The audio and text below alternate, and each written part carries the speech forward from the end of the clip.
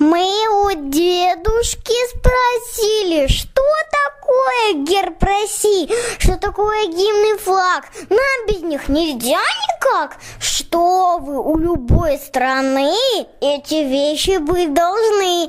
Герб, а также гимн и флаг. Это самый главный знак. И страну по знакам этим узнают по всей планете. А турист с таким значком всем понятен и знаком.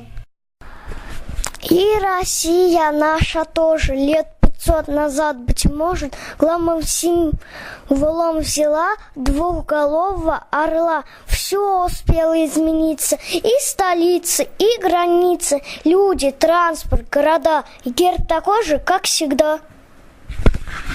И на нем орел двуглавый смотрит влево, смотрит вправо, чтоб ни запад, ни восток нам войной прийти не мог. В лапах скипетр и держава, это наша мощь и слава. Власть единая стране, выше всадник на коне. Он копьем разает змея. Это значит, что сумеем защитить тебя во всем, победить добро над злом.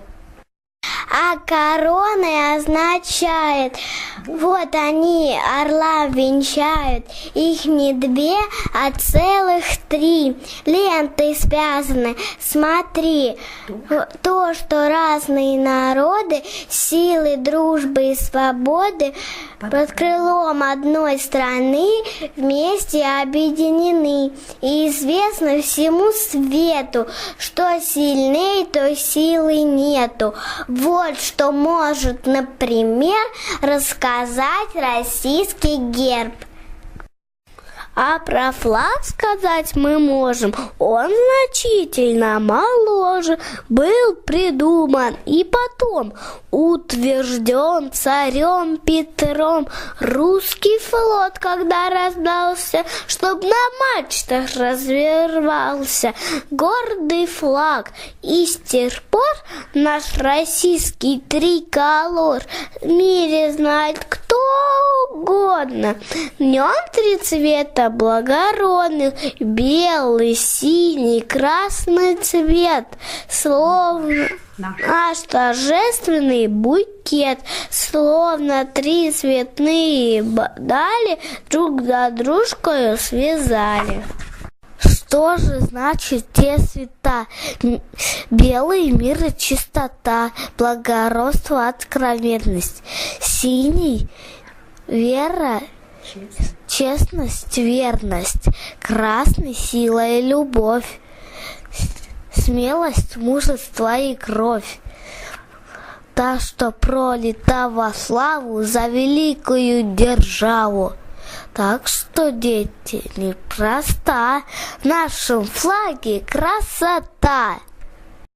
А вот гимн еще чудесней, он нам служит главной песней, знать которую должны все, кто родине верны, все от малы до велика, от морей до тундры дикой. Весь огромный наш народ песню эту вам споет.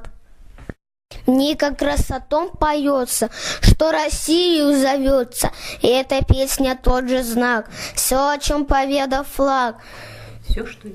Все, что герб обозначает, гимн собою воплощает, но уже незримо вслух в нем звучит российский дух.